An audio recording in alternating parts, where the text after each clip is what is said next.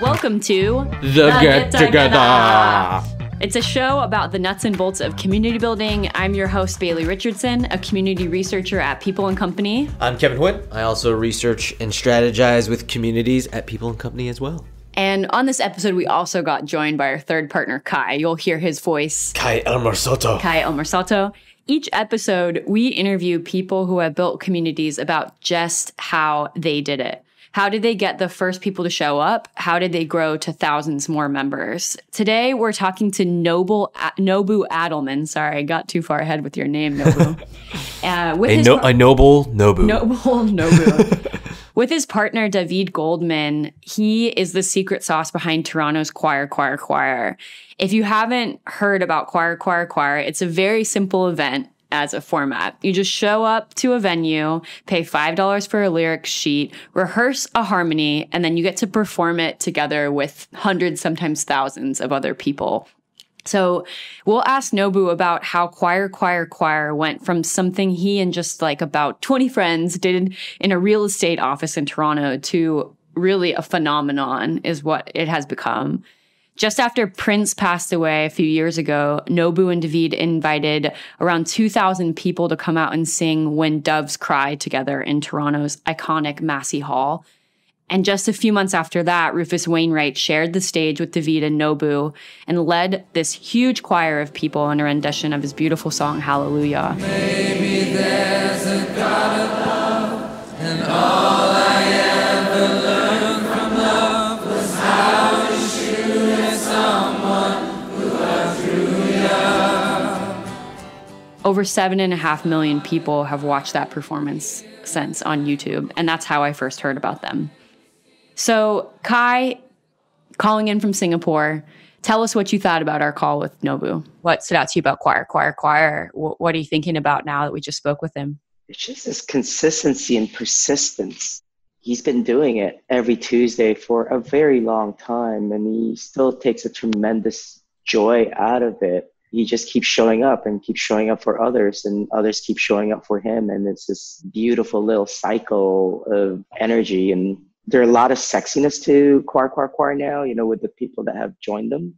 But what up on stage, like the David Byrne and all that. Yeah. Right. You know, and we all heard the Hallelujah one and Patti Smith. And what we don't see is, you know, him showing up. You know, I could just see, he spoke about how in Canada, you know, during the winters, which I know very well, you know, you kind of really just hibernate, you cocoon, you don't see your friends. And I could just picture Nobu, you know, kind of putting his like puffer coat or parka on and scarves and walking down Queen West, which I know really well. You know, I'm from the West End and having to walk into this place. And then like, you know, I'm sure the room was cold because it's still empty. And eventually, you know, just setting it up while no one is there. Before the energy arrives, he had to transport that energy from last week. That showing up, consistently showing up for each other, people showing up for him really came alive from the conversation. Yeah. Kev, what about you? What do you remember most, or what stuck out to you? I'm just thinking about the power of singing. Maybe not all activities are created equal when it comes to how powerful they are in a group. But I think about how singing can really be something that is better together and has these parts about it. And he mentioned like you need to be able to hear the person on your left and your right and sort of work with them, and you are breathing and making a common sound. Like I'm just thinking about singing in a different way right now. Yeah, I can't wait to join one myself. Yeah, me too. Brad, well, with that, let's get into the interview. Here's Nobu on how Choir started and how they've committed to it year in and year out since those early days. All right, Nobu. So I like to read this quote to kickstart our questions. Okay. It's a James Baldwin quote. James Baldwin? Yeah. He's the best. Yeah. I know. He's my fave. He's the best. He has this one quote that says, "Fires can't be made with dead embers, nor can enthusiasm be stirred by spiritless men."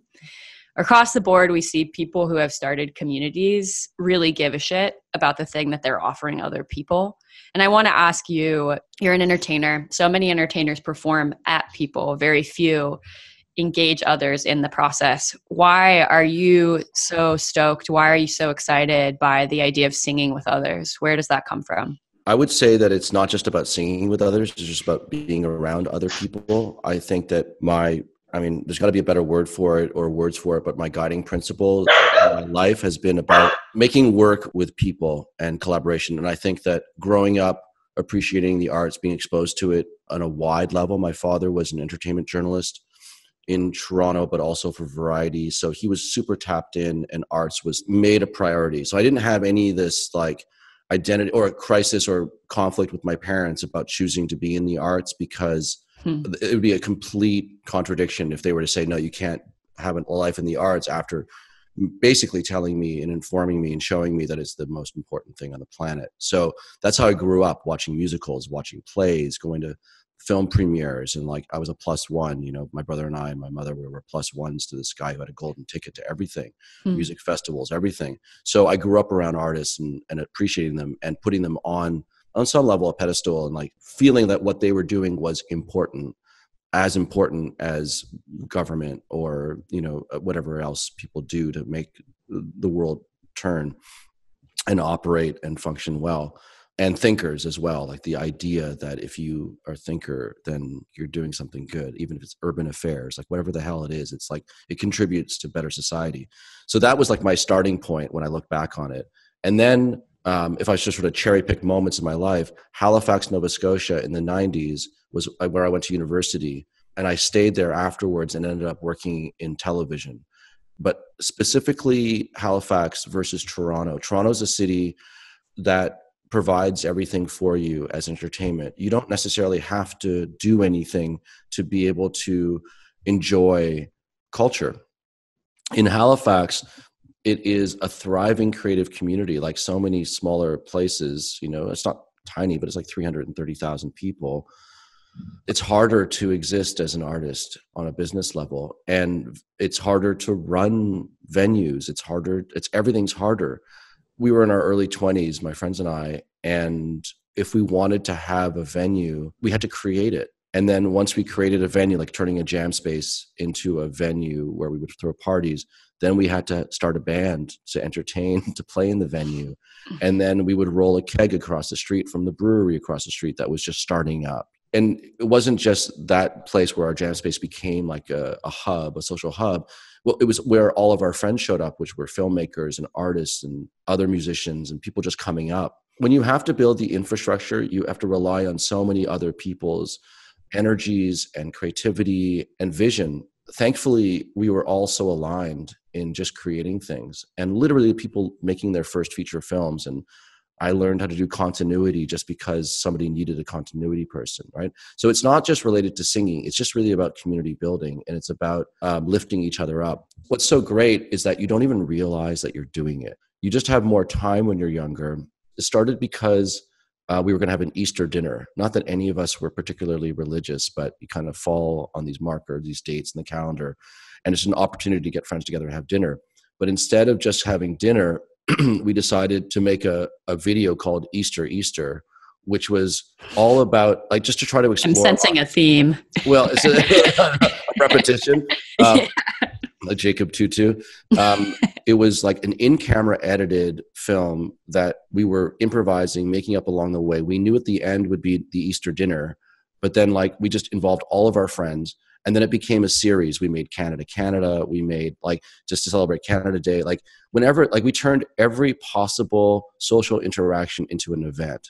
I was in a food show called Food Jammers that was on the Food Network and sold around the world. And it was directly out of that. My friends that I made in Halifax during that time, it's like creative partying. And I think that that's at the core of everything I do. And all it does is it just brings people together to hang out, tackle something that nobody really has the answer to create something much larger than any one person could create.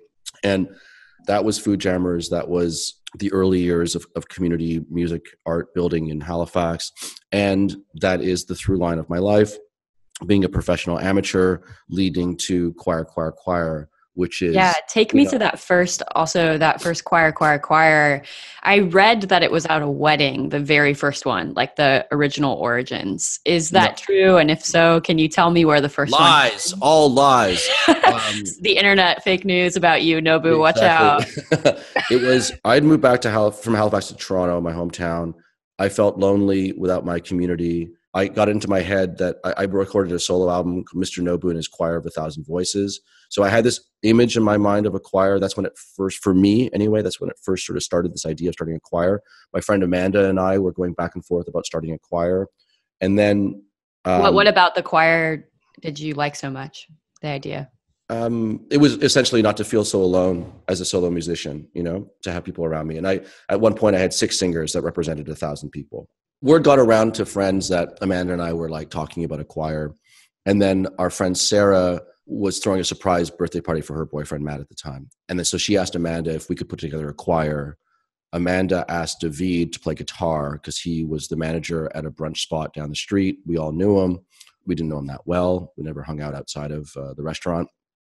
He showed up at my house and there was like 13 people in my kitchen. We rehearsed a song by the band Pilot, Magic. Oh, oh, oh, it's magic. Oh, yeah. It's a really sweet tune. Never believe it's not so. Here we are. Right. And our friends, like part of this group of creative people, and we went to the birthday party and there was all these bands playing and we got up and we did our thing like 3 times as fast as we had recorded it.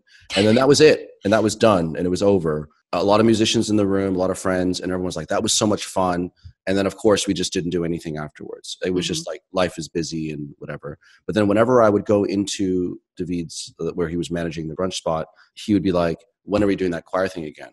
Because David was more of like a solo singer-songwriter kind of person who would write his sad love songs in isolation, not really perform them. He had a lot of friends who were musicians, but he wasn't really part of a sprawling musical community in the way that, or artistic community in that way, in the way that I was. Where you wanted to get that Halifax vibe going. Well, he was definitely friends with lots of them, Yeah. And severely talented, but just not as involved in that way. A couple years later, that's when it just kind of hit. It was the right time. He asked me again when we were doing the thing, and I had just joined Facebook, and so I put out an invite saying, anybody who would want to sing in a choir, would you come out? That was like in November of 2010. And then February. More fake news. Was it in a real estate office that you guys? That's true. So So in February of 2011, we had our first one. It was at the Bosley Real Estate Office on Queen West. Our friend Alice Kent was working there, so she got the space. Sexiest venue in Toronto. Oh yeah, very sleek. Yeah. World class. Love it. And it was like, an unremarkable evening in many respects. It was like huge snowstorm coming in. We thought, well, if some friends show up, we just have a couple beers, it'll be fine, it'll be fun. We prepared like some minor arrangements to Beatles' Nowhere Man. He's a real nowhere man, sitting in his nowhere land, making all his nowhere plans for nobody. A shout out to our first song, Pilot, with their song Just a Smile. Just a smile, just a lonely smile. And it was kind of extraordinary what happened that night, which was people we didn't even know showed up. They heard about it. iWeekly, which was like kind of like a Village Voice type of thing in Toronto at the time, they found out about it. And I got a phone call from them saying, we want to take a photo of what you guys are doing. And I told that to David as we were walking to the venue. And he's like, we don't even know what we're doing. What are they coming for, But it was indicative of what was to follow, because at the end of the night, people were so happy. They were so into what we did, which was very little, but they loved it. And they wanted us to do it again the next day. And from that Why do you think that was? What about the experience made strangers know they wanted to be there? I know it might be a very simple question, but why did they love it so much? Well, that night it was mostly friends. There were probably like 4 people we didn't know who were there. I think it gets into really kind of like wholesome platitudes about community and about like coming together. I think it just sounded like a fun thing to do, honestly. Like I don't think that there was any kind of like like intense, like emotional angle to it. I think it was just like, oh, people are getting together to sing. Maybe it reminded them of some aspect of their lives that was missing or something like that. I can speak more to the sense of community that formed afterwards in terms of like for that first night. I don't know. It was a new kind of thing that was happening. Yeah. Well, I guess I also just have this hunch that you're so used to singing with a room full of people is probably one of the most powerful human experiences, just period, right? And it's something that the internet can't recreate. It has to happen in the right way with another group of people in the room with you. And it moves you emotionally. Like you have to be like literally emotionally dead to not feel anything. Is it just that obvious too, that you kind of know that if people are singing and voices are together, that's just going to be meaningful? Just singing, it's not rocket science. What's happening is lots of air is moving through you. And I think that what we do in our daily lives is we trap the air and we don't let it flow. That's why meditation is becoming such a big deal these days, because people are acknowledging that they need to sit and breathe and like find some stillness and some quiet. And you can find that quiet, that same sense of euphoria or a stillness within a large room full of people, because you're focusing on your breath. Singing is really just breath control. And it's about finding that right flow, and that you'll sound richer when you give yourself more into it and you more inside yourself. And that's like when you're more inside yourself, you can share more of yourself outwardly and all those things. And early on, I would say that like singing was like exercise for people who don't like to exercise. Like you have to gain control of your voice. Otherwise you're going to hyperventilate. And it makes you just feel good to breathe. Yeah. Not so ironically. And then all the things that happen. I was speaking with somebody yesterday. They played me a clip from a Swedish scientist / conductor doing some kind of like research with singing. And so when people breathe in, their heartbeats increase. And when they exhale, it kind of like sets itself rhythmically to everyone, synchronizes to everyone else around them. Your heart senses, it gets a lift when you start singing. And they put sensors on all these different people and got them to sing.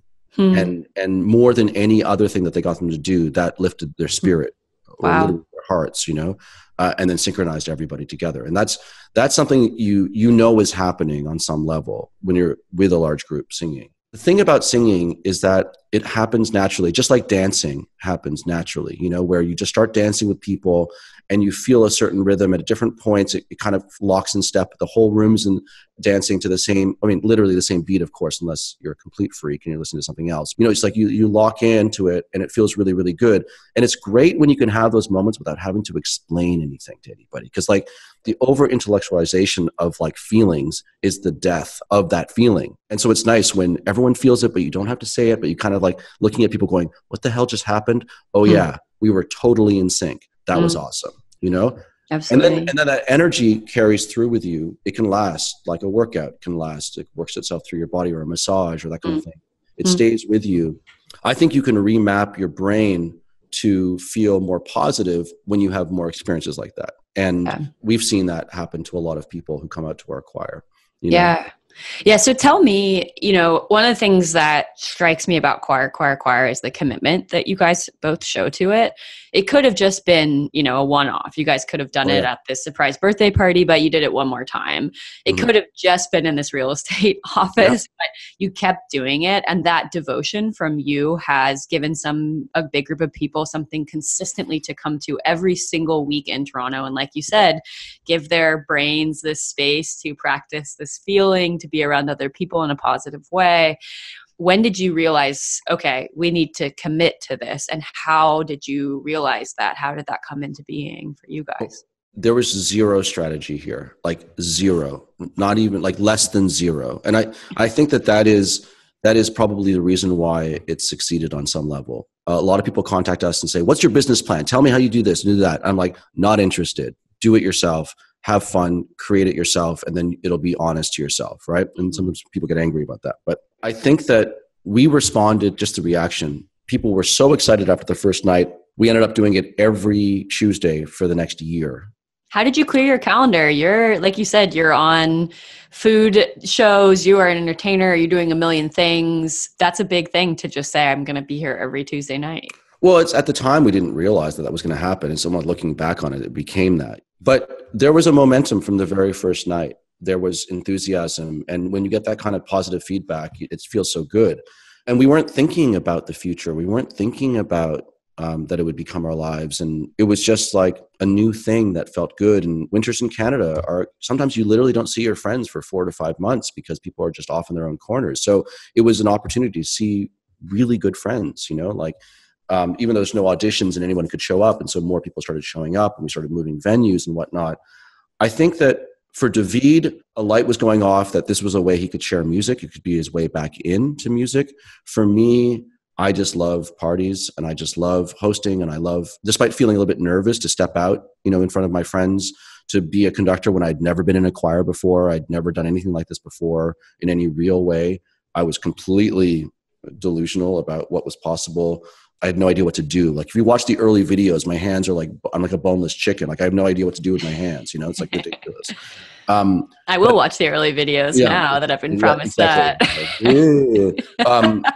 But the thing is that there was no real thought. You talk about the commitment, like, yeah, now I look back on it. Yeah, there was like severe commitment, but there was no reason except just because it was an event. It became this little thing that we had, and it was super fun.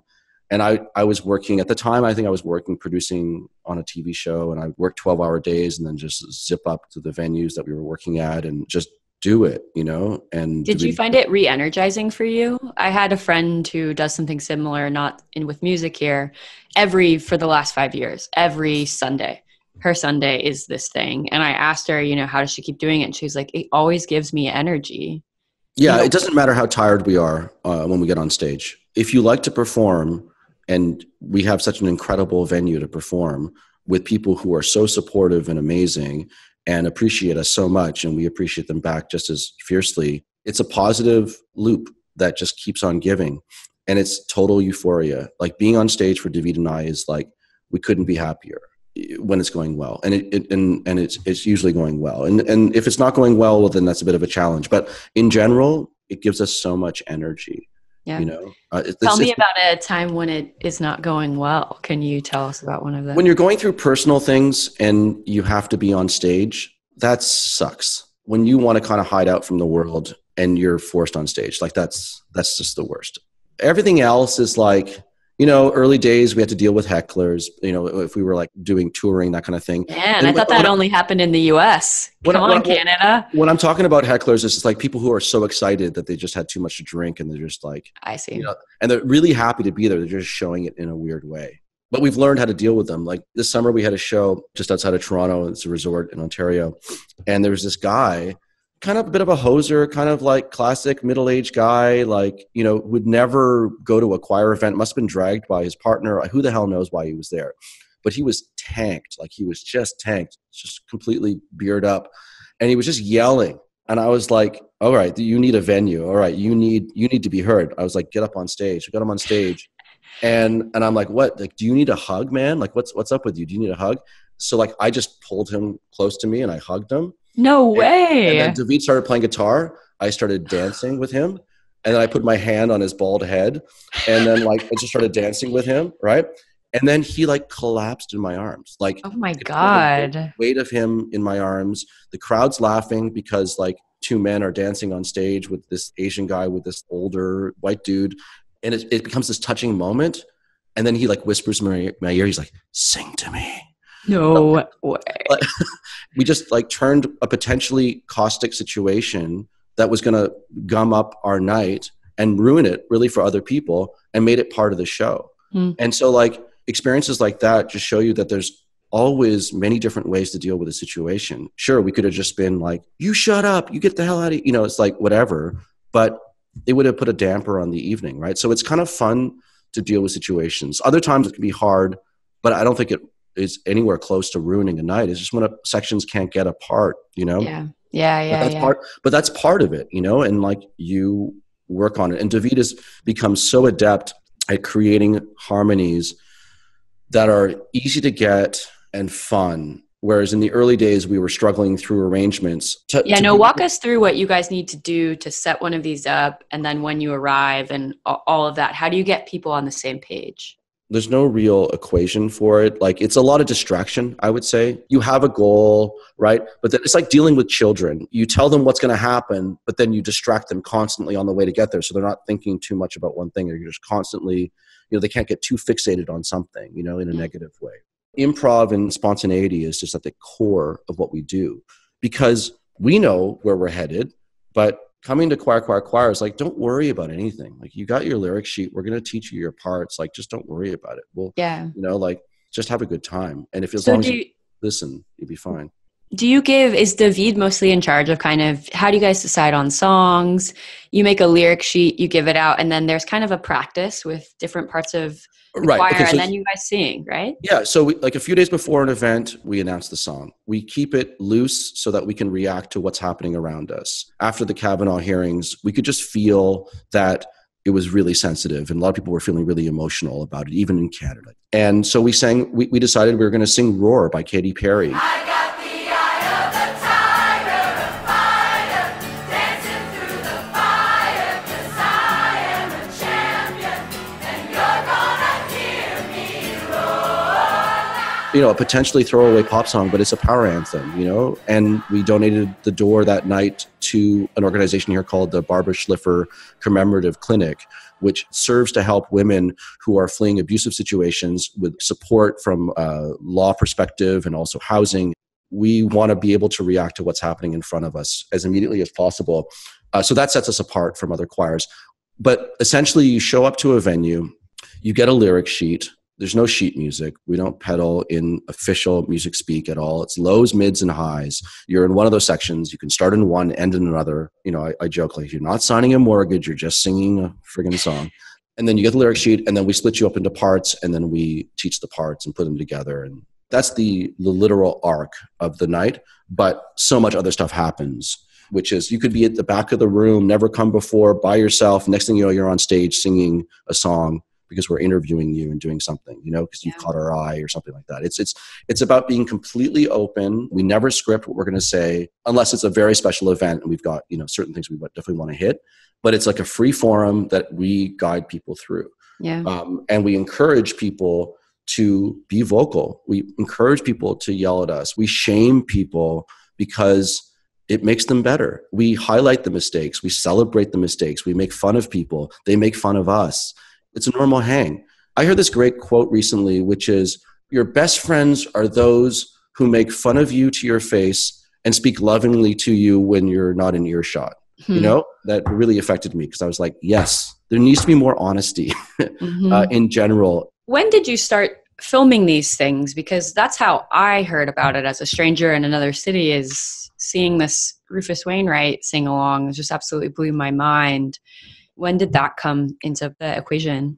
Pretty early on. So the first 4 months, we bounced around venues. That real estate office a couple of times, my living room, art galleries, performance spaces, like art spaces, and then eventually a bar. I think when we ended up at this first bar, No One Writes the Colonel, I think that was like 4 months in.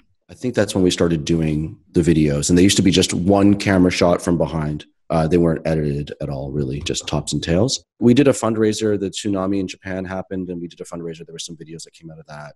But in terms of our weeklies, probably about 4 months in, around there. I think around And there. how many people have seen? We didn't charge for the first 4 months either. There was no fee at all. And then we come and sing. Yeah, and I sort of, to answer your question, it's like we realized at the 4 month mark, as we had grown from like 20-ish people to about 65 people were coming out every Tuesday. Then it became like, holy shit, this is turning into a bit of a job. That this is really, really intense. And community is building and people are starting to write us letters about how important this thing is to them. We're getting tired. We're going to start charging $5. And it was an agonizing decision to make. And in Toronto, we still only charge $5, But at the time, it was a huge thing because it went from being this thing that everyone felt like they owned on some level because everyone was contributing to it. So the fact that we started charging $5 created a little bit of an issue initially. Yeah. I want to ask you about how much, it seems like the early days were very much, although they were strangers, it was you and David's friends and kind of extended orbit. And it transitioned, you start charging, more and more people start finding out about it. Today, if I were to go to a choir event, how many of the people are there every week, would you say? And what percentage are brand new? How does that work for you? There's so many different, we're like at Choir 5.0 at this point. At this stage, people travel to Toronto to do it. The woman from Australia I was doing an interview with her yesterday, and she literally came to Canada to experience it. Wow. You know? Yeah, she's also, I think she was born in Canada, but like she's been living in Australia for a long time. But I've thought about doing that. I might do it. We'll see. a lot of people do, you know. This guy named Eddie came from like Cork or somewhere in Ireland recently, came in specifically for it. It was kind of bananas. At this point in Toronto, it's something that everyone can take for granted on some level. So from that initial first wave of really close friends, I would say very few of those people continue to come on a regular basis. We're still in touch with them. Of the second wave, I would say, you know, a solid 60 people of them could have come out every week, you know, in and out sort of thing. But then the third, fourth, fifth waves are coming out in droves. And then there's so many new people who come out based on the song that we choose. So yeah, it's hard to say. But the great thing is that because there are no auditions and people just feel like it's an open door that they can come back in whenever they want. Yeah. You know? But for some people, it's like, you know, from that early days, you know, it's like that authenticity, that thing, that excitement, the new excitement of something starting up, which you guys all know about. It's just like, it's not the same anymore. Like it just will never be the same. And growth is a problem for that. It's like having a child. Like they can't be 3 or 4 cute forever. You know, it's just like things just grow. And so we've tried to maintain that intimacy. We've tried not to change necessarily in a negative way. Like we're still the same people. We look back on early days of Choir. We get very nostalgic for the way it felt back then. We used to know everybody in the room on some level. Now it's just too many people, which is, you know, a great problem to have. But also you have to kind of like, it forces you to not get too comfortable in every situation. You have to just adapt. You have to continue to adapt and welcome new people into the fold and appreciate that they're there. Yeah, it sounds a little bit like Instagram to me. It's an interesting thing to say about a child. And you're like, yeah, they're not going to be 2 years old forever. They're going to be 13 at some point, and try to appreciate that too. Can I ask more about the decision for payment? Yeah, sure. Because, you know, I work with an education nonprofit. Their events will always be free no matter what. And then I was working with the Professional Women's Network, and they made sort of this painstaking decision to start charging for their events, and are glad that they did. And I'm curious for you, you mentioned that it was sort of a painful decision. It might have ruffled some feathers. What went into that, and sort of maybe what did you gain or lose? David and I acknowledged that if we didn't start charging, it wouldn't have continued, right? So we had to make a decision for ourselves, just for ourselves, that do we want to continue this thing? What's it going to take?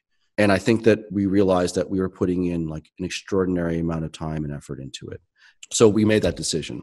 Then after that, it was like, well, then how much? And we were even literally talking about $3.50 or like whatever. And then David's wife was like, guys, like once you make this change, like you can't increase it or decrease it or whatever. It's like, just make it $5. $5 is just $5.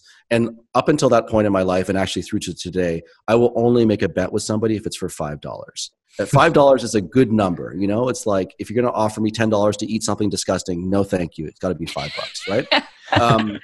And so $5 felt like fine, but we were still nervous to present it to everybody because making it about money on some level changes the feeling of it. We looked into the idea of memberships and like annual memberships, that kind of stuff. We acknowledged that we were too disorganized to deal with that, you know, to put systems in place that would deal with that. I think that some of the reaction and some of the conversations that came out of it just immediately following the announcement, we prepped people like, we're going to start charging soon. Like, you know, just really kind of trying to put that in people's consciousness. The reaction was as to be expected. Some people were upset by it. Some people felt like we had taken something innocent and kind of flipped it on them. I had a lot of conversations with people about it. But I think that in the end, people trusted us. I think that they recognized $5 wasn't very much money. We actually didn't lose many people. But looking back on it now, it was a completely necessary step to take for the continuation of the project. Sometimes when we tour, it's considerably more money because it's way more expensive to leave the city. And there have been times when the ticket price has been, you know, you get ticket fees, not like, you know, it's like Ticketmaster style kind of like service fees, that kind of stuff. It definitely rubs me the wrong way. But at the same time, we're a full-on business now, and we're providing like great entertainment and all this kind of stuff. So I feel like I can stand behind it. I think it's a classic issue with artists, in terms of like feeling self-conscious about money exchanges, that kind of thing. I've been freelance my entire life. I've had to negotiate my own salaries, for every single job I've ever had. I've had to deal with questions of the idea of selling out, versus like staying true to the art, all that kind of stuff. And I feel like I can stand behind all of the decisions that we've made in that regard. And I feel like for the people in Toronto, they're getting a crazy deal, for $5, for the kind of energy and love that we put into our thing. It's a complicated conversation, but I think that it's a good one to have. And I think that it's important for people to value themselves and set a price. The fact that it's still $5 is kind of I'm proud of that, actually, that we've never raised it when we legitimately could, Yeah. I love the definition of like, at some point, you guys won't be able to keep putting your time towards this if you're not being compensated. And that's about as simple as it, that really makes sense to me. Yeah. You've sang songs on stage with Rufus Wainwright, with David Byrne, with Patti Smith, with some big people. As far as I've read and seen myself, I can't even imagine what it would have been like to be in the room as Rufus Wainwright is harmonizing with thousands of people for this thing you started at a real estate office in Toronto. Tell me about a moment when you felt like, holy shit, I need to pinch myself. I can't believe this is a crazy journey. Have you had any moments of thinking kind of back on it that way? The entire time with Choir has been a pinch me kind of thing, an endless amount. Like I got bruises all over my body. It is so extremely unusual what we do and the experiences that we get to have. It's not any one moment. It's like almost all of them. The fact that we can get a room full of people, and not just in Toronto, but we tour all over the place, even without a special guest, we can get people singing one song for over an hour. Like we can get people to focus on this task at hand that we've created as an important moment, but then people through humor, through the sort of show that we put on, we can have people's attention. I'm constantly amazed that people will give us that attention, and they'll give so much of themselves to create something with people they don't even know. That's extraordinary to me every single time.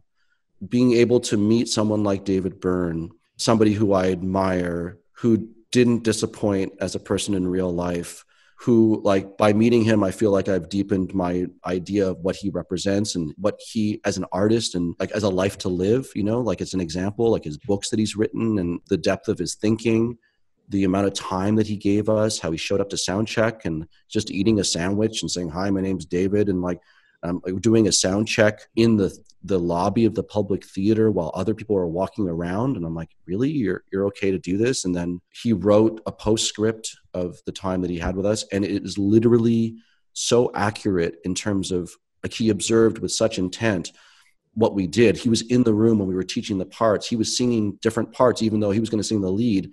He was out there because he was interested in what we were doing on an artistic level. And then he wrote this 2-page piece that he posted on his website that perfectly describes what Choir is in the moment, but also what it represents.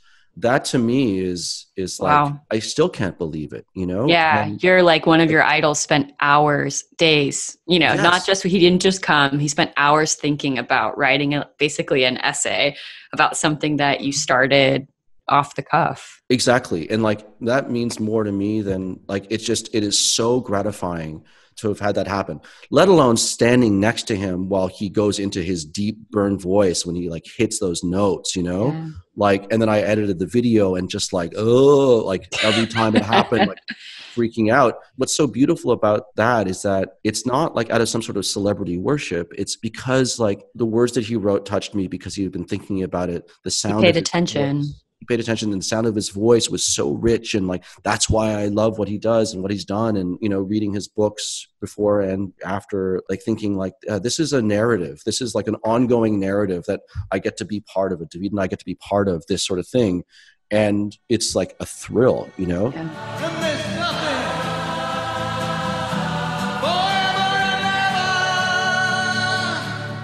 And we can be heroes just for one day. A big moment for us was when, doing things in small venues and smaller venues, and then we started doing larger ones and doing tributes to artists who had passed away, starting with David Bowie and Leonard Cohen, right? Leonard Cohen. And we did one for Prince, and we did it at Massey Hall, which is a signature venue in Toronto. It's probably the most important venue that's ever existed in this country, like your Carnegie Hall. And we ran the night, and so 2,000 people came out there to sing When Doves Cry.